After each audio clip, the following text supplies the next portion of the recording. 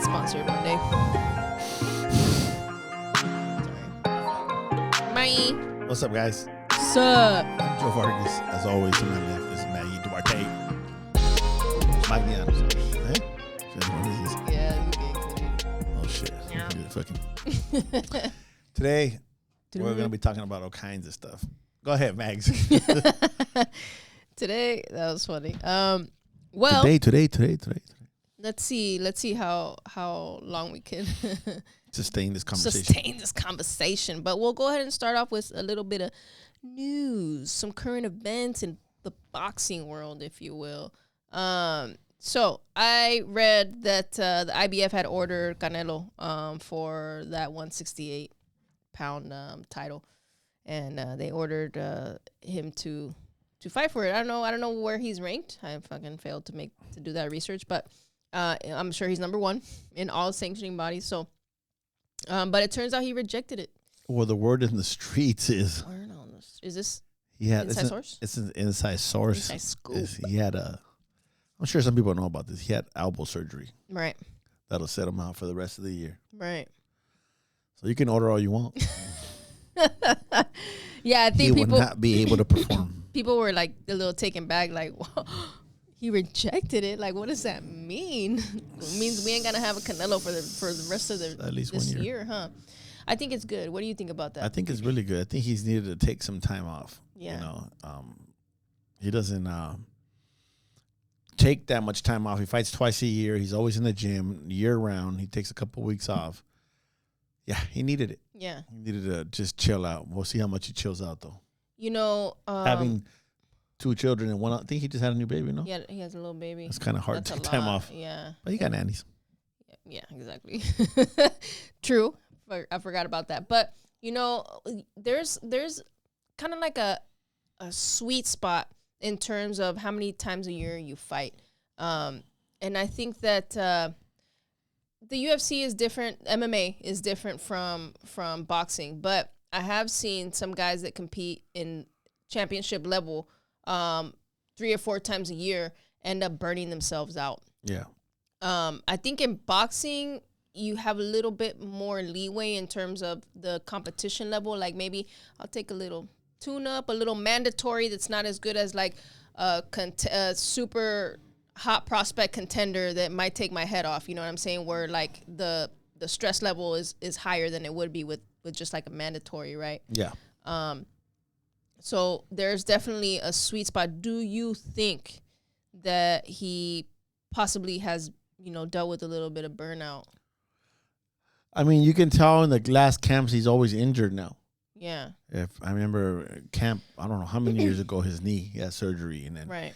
His hands had never been healed. You know, we've seen him. You know, every time he was done training, they'd wrap up his biceps and wrap up his arms every single time. So he was going through it. So maybe it'll suit him well, you know, to take some time off. And I think he's one of the last fighters that has that many fights and has fought that consistently for so many years, 20 years. Yeah. You could say, you know, that he hasn't taken more than a few months off maybe. Yeah. So maybe, like you said, this break will serve him well.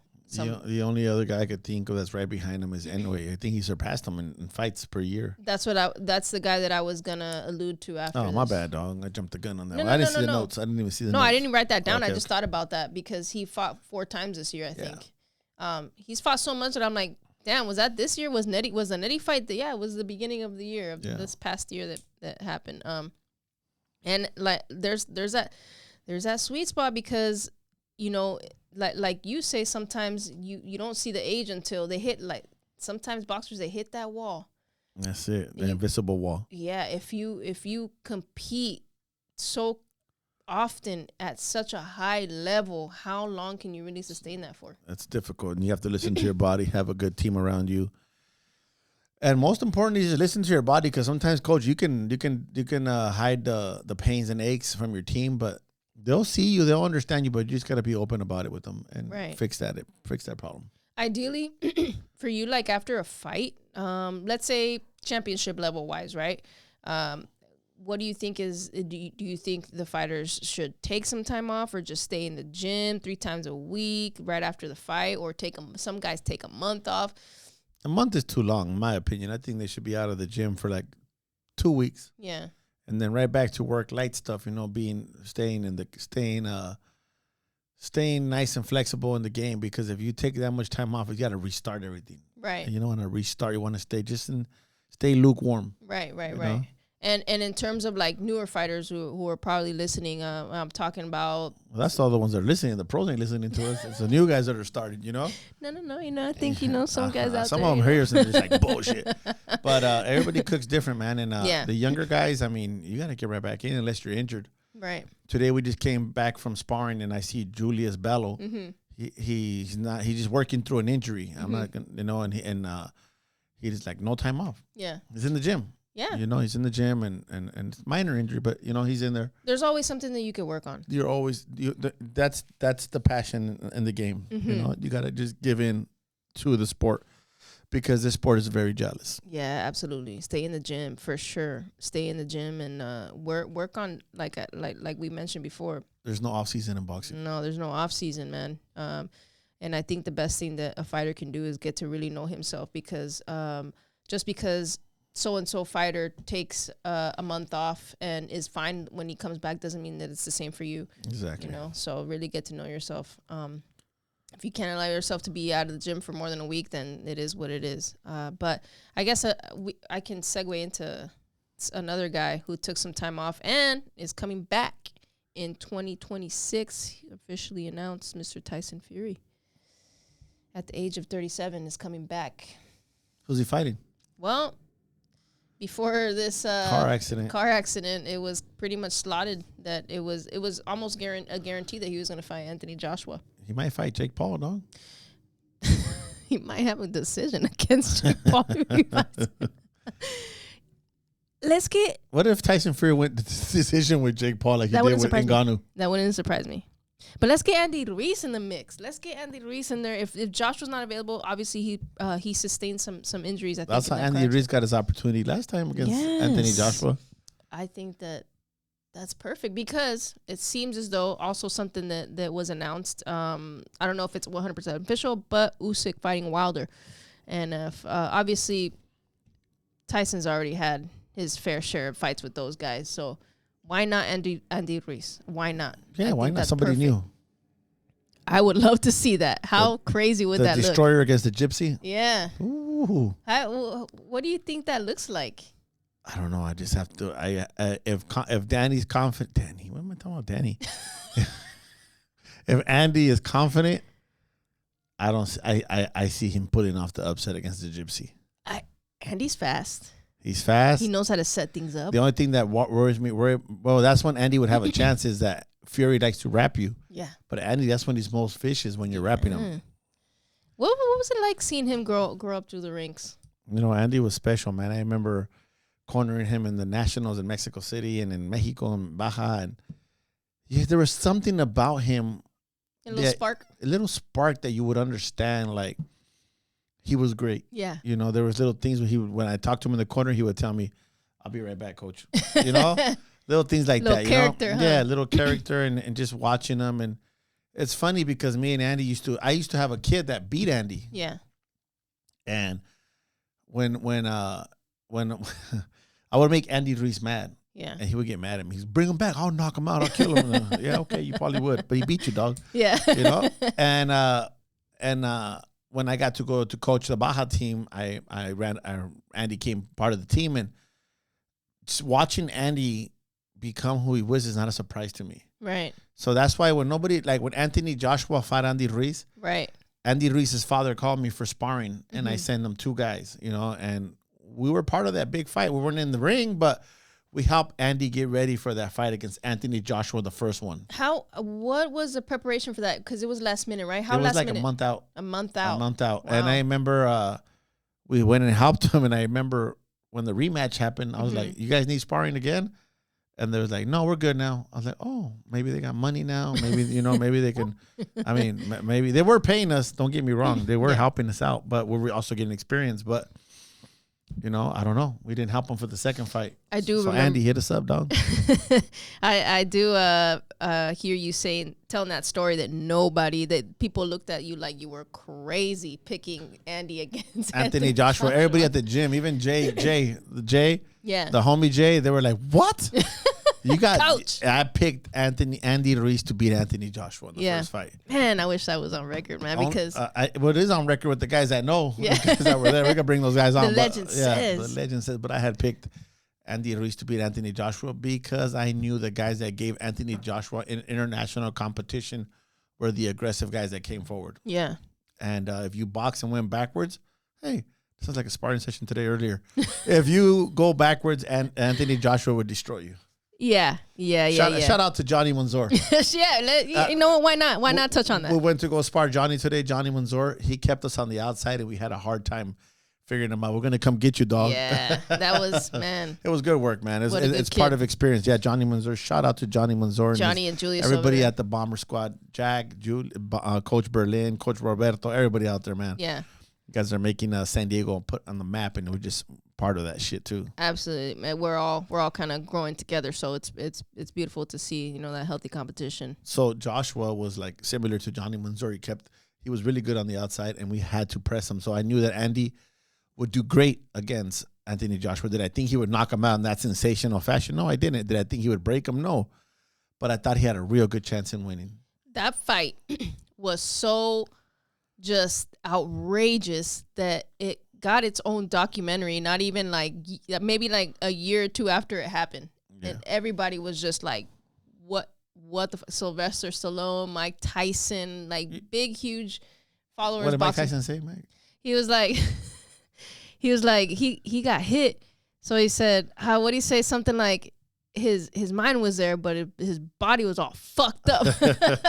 If we can clip it, we'll find it. Yeah. That shit is funny, man. His equilibrium. That's your equilibrium. He's okay. His body's fucked up. He never got hit like that before. Wow. But what a comeback by Anthony Joshua. Somebody was bringing it up because I know Andy. Right. Andy lives real close to my house too. That's the funny part. Yeah. I don't got money like Andy, but anyways, not yet. Not yet.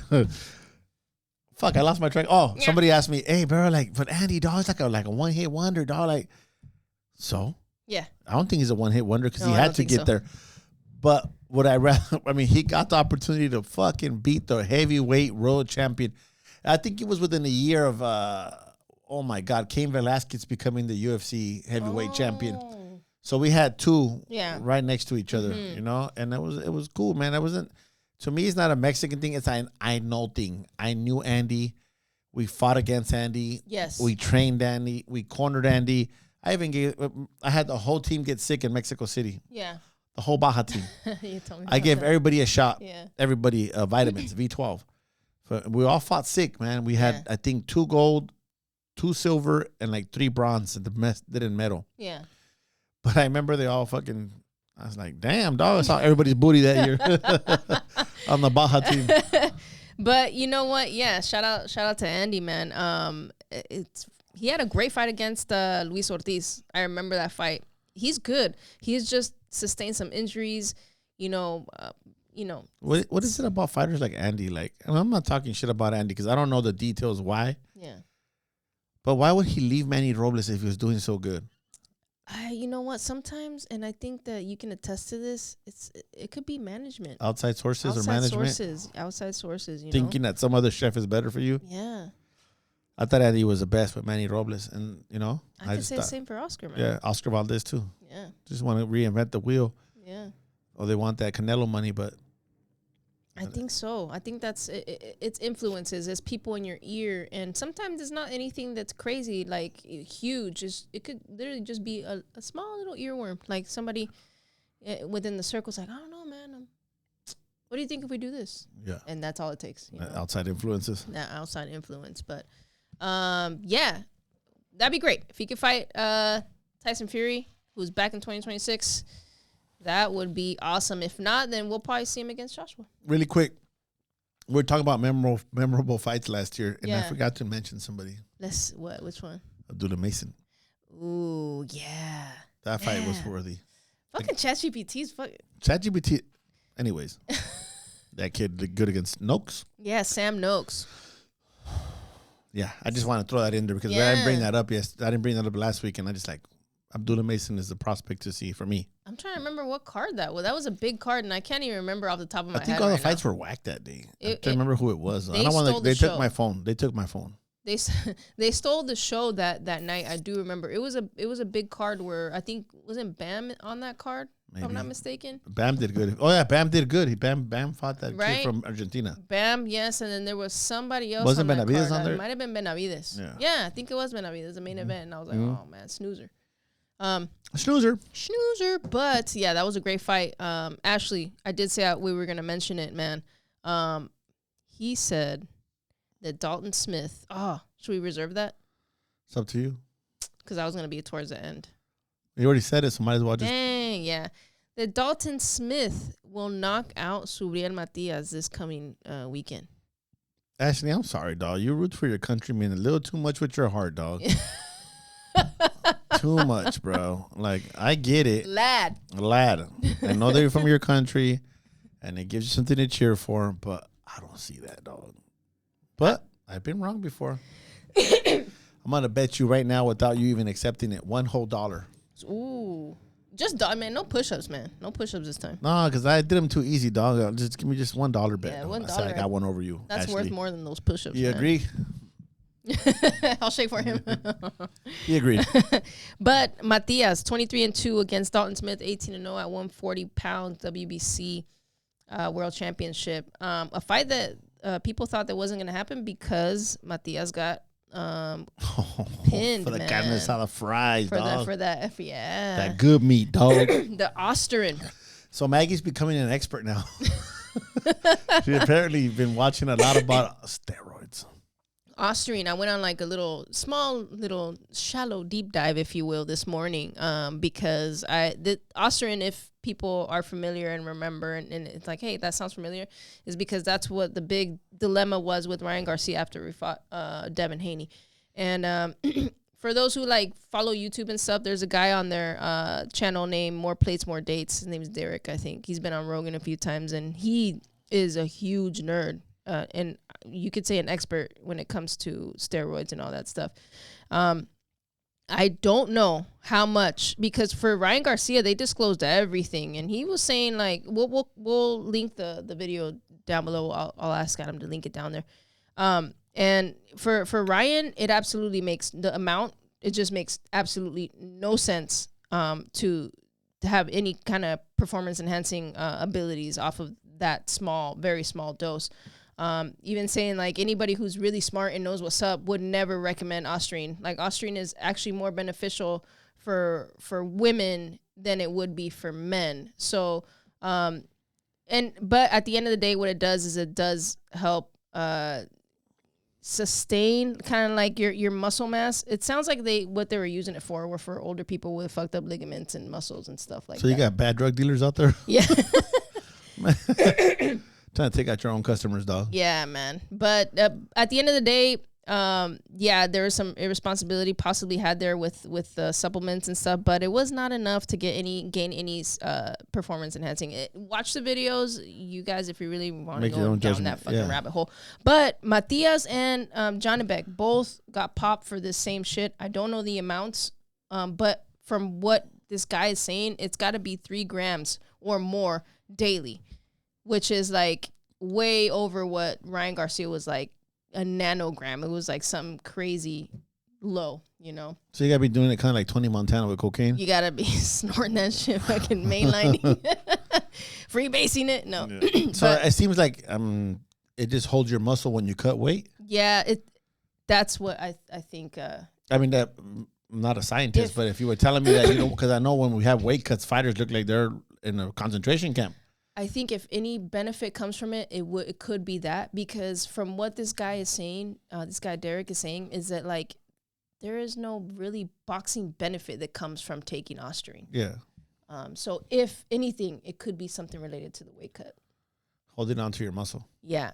Now it gets a little delicate with Subriel because he has actually a body under him. the killer. He's a killer and in the ring and really puts people and actually, he hurts people.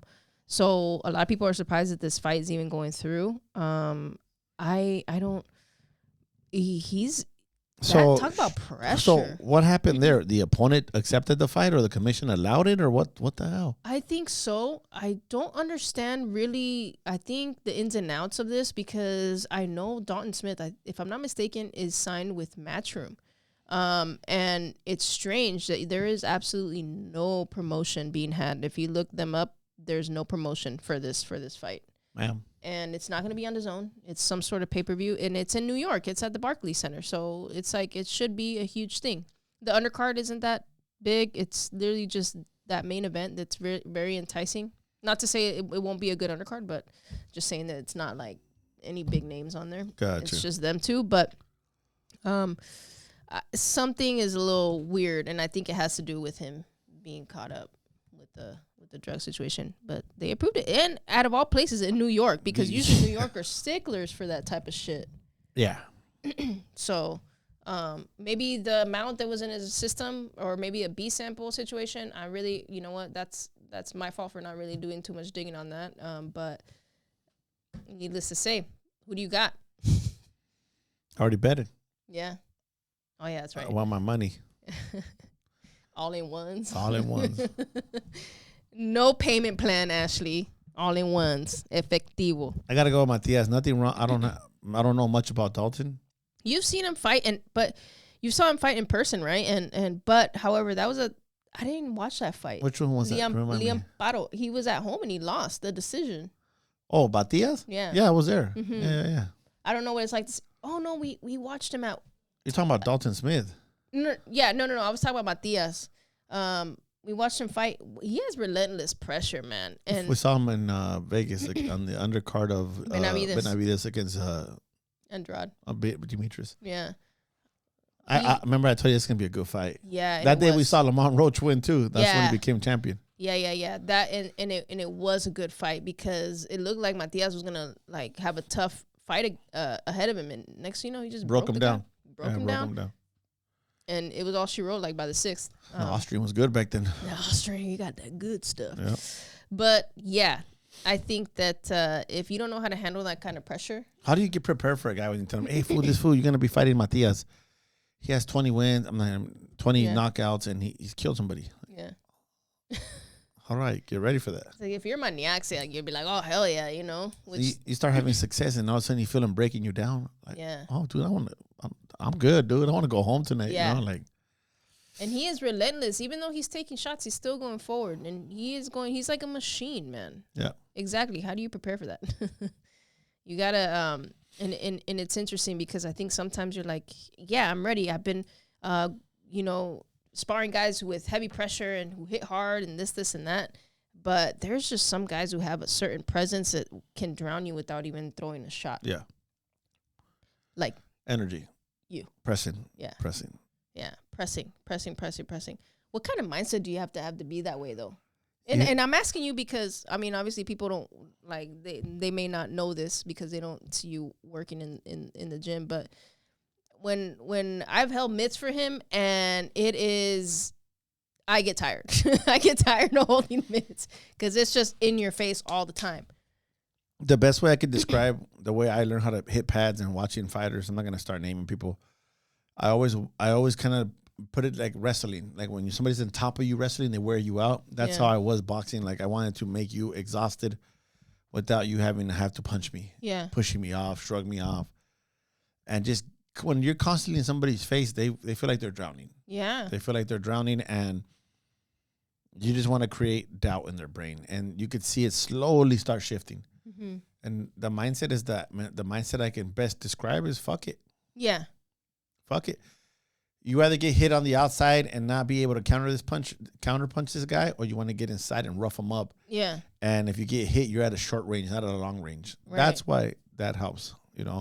Fighters I like fighters that my list of favorite fighters all over the place. I have like technique, but the guys that stick out to me are people like Duran, Pryor, people that were in your face and didn't let you breathe. Yeah. Mike Tyson, even he got relentless on top of you, you know? And where do you get your, like, where does that confidence come from to just press forward? Because there's some people who will press forward until they get pressed. And then it's like something happens where they start to cower. I think it happens in the gym as a kid. Like, it depends what you're good at, man. Like, some guys are like, damn, I'm going backwards. I can't hit this fool. Yeah. But some guys are like, damn, I can go good going downhill. You know, some guys can fight going backwards. Some guys can fight going forward. Yeah. It's just a mindset. It's just a mindset preparation. And I love that you mentioned that because I was actually going to, I wrote this down. I had written it down. The thought process between a productive thought process and an unproductive thought process, in the sense that when something like that, when there's a guy who's taller than you, who's obviously rangy, who wants to keep you on the outside, and he touches you with the jab and he wants to keep you outside of the jab, a productive way to think about it would kind of be like that. Fuck it. I'm going forward. I don't know how, but I'm going to figure out how to. That's productive. Giving yourself a task, like, I'm going to go in there and I'm going to double jab my way in there. I'm going to, okay, that didn't work out. All right, cool. I'm going to shift with my feet. I'm going to create angles. Unproductive is when you're like, fuck. The second when you get touched and the first word that comes to your head is fuck, that's you gotta really nip that in the bud. Why? Because that turns into, you lose yourself. You go down this path that next thing you know, it's like, you know, it's your like feet fall from under you. It's like quicksand. Yes. Like you just exactly. you just keep falling in. The more you move, the more you dig yourself deeper. It's like you have to fight for your advantage, and your advantage is to get close. Right. You're not fighting to win. Right now, you're just like, think of little fights. Right. Okay, I gotta win the range. Right.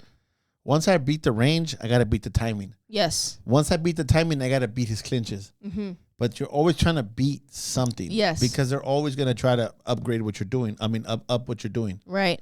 You know, as soon as you give them space, you take the space away, they're gonna try to like bang with you or throw one shot at a time now. Pot shot, yeah. Yeah, pop shot. Or you got to counter that and beat them to the punch. Once you start beating them to the punch, they're going to wrap you. Yes. Adjustments. Yeah, it's all about adjustments. And learning how to do things at the right time and when and how. The moment you start saying, damn it, I can't get to him, then you're never going to get to him. That's it. And you can, once you have the awareness of what's going on with your thought process, that's not to say that there's something wrong with you or that you're bad, you suck. No, once you have that awareness, you have a choice. You can either keep going down that path, or you can say, you know what, no, fuck it. Who's putting that voice in your head at the end of the yourself. Day? It's just yourself. You know what I'm saying? So, well, also coaches. You have some bad coaches. Too. You know, you could have some coaches, like I seen coaches, you're a pussy, you're scared, don't be a wussy. You know, whatever they communicate with them, whatever they think are going to motivate fighters. Yep. Not all fighters are the same, man. You got to be, as a coach, you got to learn what makes your fighter rise up to the occasion. I agree. Like today we had 2 sparring sessions and both didn't go in our favor, but I couldn't be myself with them right now because I don't know what makes them stronger or better, you know? And so I take myself out of the equation and my ego, and I'm like, there'll be another day. Yes. Because I hate losing even sparring sessions. I know sparring sessions ain't fights, but there's things that we have to work on. That's when I lose. When I feel like I lose a sparring session is when they didn't do what we try to make them do, you know, execute, right. not beating the guy's ass, working on certain things. Exactly. And as a coach, you can either perpetuate the. No, she don't want the big words, dog. You can perpetuate what needs. What's that mean? Perpetuate is like make it continual. Okay. You know Why what I'm did you saying? say that, dog? You can either make it continual. I don't want to call it the issue because it's all about language, and I know you're a huge believer in language. Oh, you're working with Nikola Tesla in the corner, dog. Edison. Thomas, Mexican. Thomas Edison. But you can either perpetuate the issue or what needs to be worked on. I guess you could say that. Or just focus on improving, because I have heard coaches before like, oh, he has a problem with this, he has a problem with that. You're not making it better by saying that. But he has problems with lefties. Yeah. You know what I'm talking about. I didn't want to say it, but yeah, exactly. So if you continue to perpetuate that oh, I get that word. That issue, now. You know what I'm saying? Know what that word means yeah, now. perpetuate. Yeah. Can you show the origin of the word? Perpetuate. Spell it. Can you spell that for me? But yeah, so as a coach, you know, we also have a responsibility to help the fighters and their thought process, or make it worse. So we have choices to make. Absolutely. Yep. That was perfect, man. Why? Because we touched on that without having to. I didn't even have to set it up. You did Layup. Alley-oop. But you know what? One last thing that's on here. And I'll plead the fifth. because it's. I don't like to say, it's the start of the new year. It's a perpetuation. But it's a perpetuation that we're starting, like, kind of not starting, but the chapter is starting to unfold in balancing the amateurs and the pros. Obviously, this is something that you've done before, and for me, it's uncharted territory. But the amateur style is different from the pro style. I can't even, like, today in the sparring, we had one amateur spar and we had one pro spar. And in the amateur, it was like, I could tell that it was like boom, boom, boom, boom. Pace, faster pace, tempo, first, last. And then in the pro, it's a little bit more settled, but it's also like, it's way more like dynamic. It's just explosive. It's everything put together. But I don't know. I guess I don't know exactly what I wanted to touch on when it came to that. Perpetuating that well. It's not perpetuating. It's not unfolding correctly here. But are you asking, or you're telling I me guess, how excited you are? No, I am excited because it's a completely different challenge. Learning how to balance even training and also developing them, because it's different when you're working, from what I've observed, right? Working with the pros who are a little bit like, they're grown men at this point, and at least we think they are. And you have young kids who are barely starting, and then they're in different stages of their careers, or their amateur careers too. So I don't know how it's been for you balancing amateurs and pros before, and like if it's even different this time. Because it is completely new for me. It'll kick in when we start competing. Yeah, huh? Right now we're just training. Obviously we train a little different than amateurs and the pros, but once competition starts and we start losing, winning, losing, it changes. It'll take its course. Yeah. Sometimes guys, coaches, fighters, you guys think it's bad to lose, but it's not. It's learning from your losses, and I mean, I always say, lose the small ones, win the big shows, learn the craft, learn the business, learn how, pay attention to what officials are in the corner, what officials are working, because you got to learn, like, this is a little deep, but at the big level, the national level, you got to understand what officials, what they kind of styles they like. Right. I'm going somewhere else right now. No, that's good. It's a little bit more elite, but I mean, just focus on winning the fight and being first and being last, and you should be all right. Yeah. When you get into a firefight, don't get mad if you say they robbed me, because it was a firefight. Yeah. You don't even know if you won. Right. So just make it, when you go to the center of the ring, you're like thinking, please God, give it to me. It's going to go either way, But if you go to the corner and you're like, oh, that's mine, dog. You know you won. But you know what? And it's true that some of those they're both like super good, and the exchanges, it's like, who was first or last? I can't even tell. Like, they're so close. They're so close. Sometimes I've seen officials look at the corners like, I like the coach more. Yeah. When they're too close to call, you go with the guy I haven't you been like. in that position, but I could see how that's a thing. You know what I mean? So, yeah. We used to have a saying when we used to go from San Diego. We're LBC. We're Cal border. Mm-hmm.